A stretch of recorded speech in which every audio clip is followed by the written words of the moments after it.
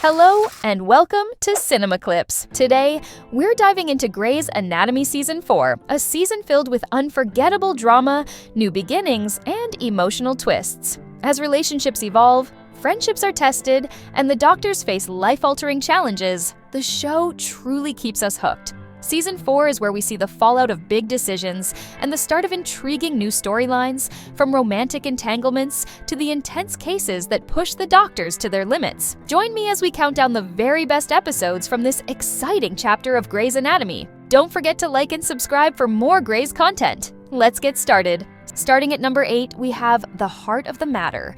George has just told Callie that he slept with Izzy despite being married to Callie. Because we owe them. At least that much. Just say it. I slept with Izzy. Callie forgives George, but decides to confront Izzy in a way that makes everyone think Callie wants to fight Izzy. On the other end of the hospital, Meredith is bossing around her new interns, including Norma, a much older intern played by the late Edward Herrmann. Christina has her own set of interns now too, which she has numbered and calls them by those numbers. One of Christina's interns, Lexi Gray, or number 3, is Meredith's half-sister, and Meredith spends most of her screen time with Lexi trying to ignore and avoid her. At number 7, we have Forever Young. Seattle Grace revisits high school in this episode after a bus crashes, and the emergency room is filled with teenagers. In addition to the injured kids, a chaperone also ends up in the emergency room. The chaperone's name is Marcus, and Miranda Bailey had a big crush on him when they were in school together. Mandy? Mandy! Marcus. Mandy? Bailey gets tunnel vision for her old friend and decides to help him, despite having more critical cases coming into the ER. In addition to helping him, she starts to flirt a little bit, which is ironic, considering Miranda spent the first part of this episode giving her residents a speech on her professional expectations now that she is the chief resident. And at number 6, we have Where the Wild Things Are.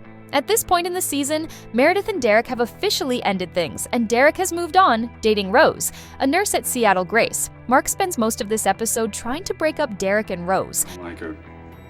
I'm sorry, but as your friend, it's my job to say it. I don't like Rose. Why? You're not even sleeping with her. While the rest of the residents compete in a surgical competition orchestrated by Dr. Bailey, where the winner gets a sparkly pager with the power to steal surgeries from the other residents for the next 3 months.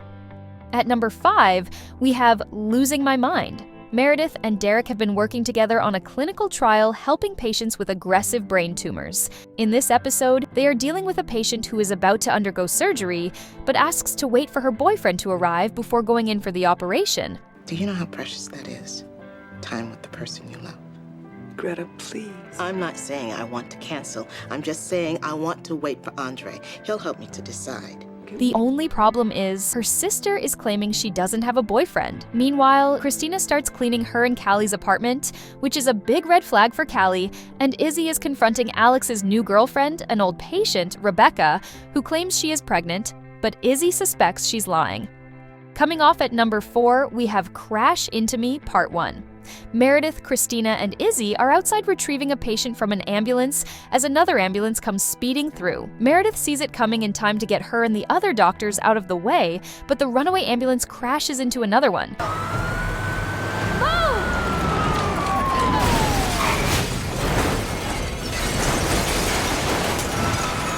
Causing extreme injuries to the paramedics inside. The team dive in to assist the injured paramedics, some of whom are worse off than the others. One of the paramedics, who seems less injured than the others, poses more issues when he refuses to let Dr. Bailey or Dr. Weber examine him because they are black and he is racist. At number 3, we have Crash Into Me Part 2.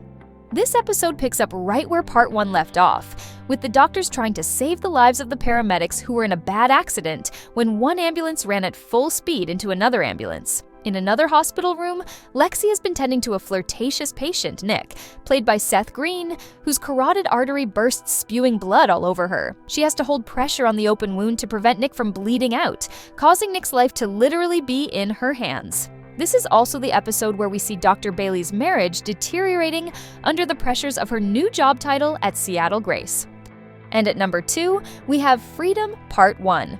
The doctors at Seattle Grace face one of the craziest cases they've ever faced when a teenage boy comes into the hospital encased in cement. Callie interviews the kids that came in with the patient, and they tell her they aren't friends with the kid who stuck himself in cement, and they waited a while before calling 911, which only added to the boy's injuries. At the same time, Derek and Meredith are getting ready to see the last 2 patients for their clinical trial, a young girl named Beth and her boyfriend, Jeremy.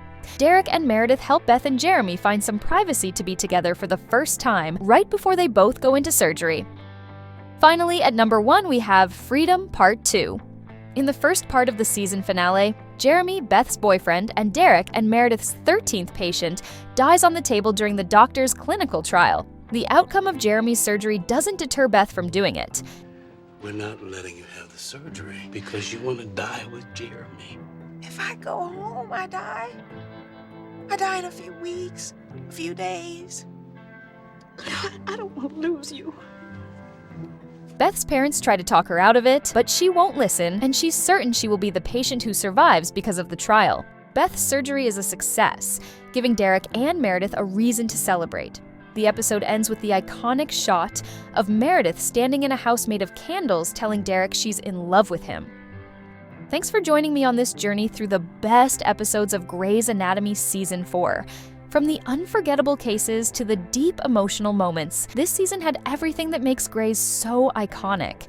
If you loved revisiting these episodes or discovered some you want to watch again, let me know your favorite in the comments, and don't forget to like this video and subscribe to CinemaClips for more deep dives into the world of Grey's Anatomy. Until next time, keep watching, keep feeling, and stay tuned for more.